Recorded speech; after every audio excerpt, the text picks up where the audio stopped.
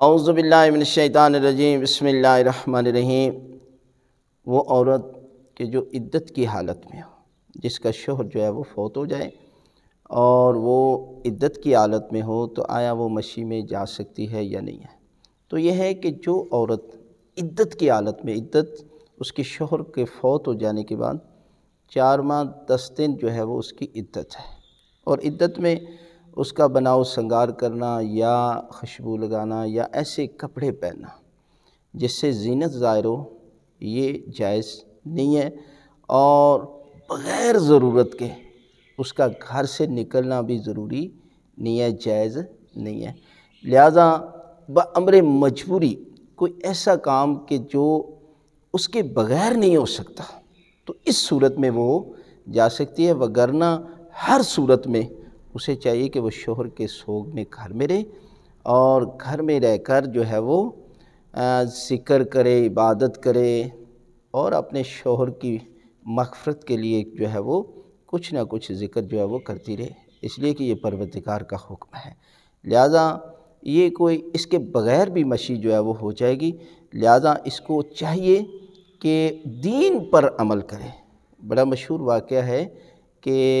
اللہ کے رسول حضرت محمد مصطفیٰ صلی اللہ علیہ وآلہ وسلم کا ایک صحابی تھا، سعد بن معاذ، تو وہ جنگ پر گیا، تو اس کی زوجہ اللہ کے رسول کی خدمت میں آئی، عرض کی یا رسول اللہ میرا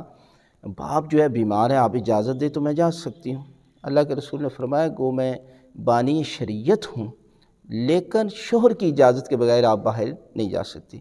کہتے ہیں اس کا باپ مر گیا، پھر بھی اللہ کے رسول کی خدمت میں آئی، اللہ کے رسول نے فرمایا بغیر شوہر کی اجازت کے آپ نہیں جا سکتی۔ کہتے ہیں رات ہوئی نا، تو باپ خواب میں آئے، اتنا خوبصورت محل تھا، خوبصورت محل میں جو ہے وہ لباس سفید پہنا ہوا ہے، اور یہ پریشان ہو کر بابا کے قدموں پہ بیٹھ کے کہا بابا آپ بیمار ہوئے، میں آپ کے پاس نہیں آ سکی، آپ دنیا سے چلے گئے، میں آپ کی زیارت نہیں کر سکی۔ تو بابا نے کہا کہ بیٹا اللہ کی ذات نے میرے سارے گناہ معاف کر دیے، مجھے جنت میں اعلیٰ محل عطا کیا ہے تیرے اس ایک عمل کی وجہ سے کہ جو تو نے شریعت کے ایک حکم کو مانا کہ شوہر کی اجازت کے بغیر جو ہے وہ باہر نہیں۔ دیکھیں دین ہے، حضرت امام حسین علیہ السلام نے کربلا میں دین کی خاطر قربانی تھی، اور اس دین کو اپنے اوپر لاگو کرنے کا نام جو ہے وہ حسینیت ہے۔ لہٰذا آپ اس مسئلے کو سمجھتے ہوئے جب عمل کریں گے تو پروردگار جو ہے وہ آپ کو بھی ثواب عطا کرے گا، اور آپ کے شوہر کے گناہ بھی معاف کر دے گا۔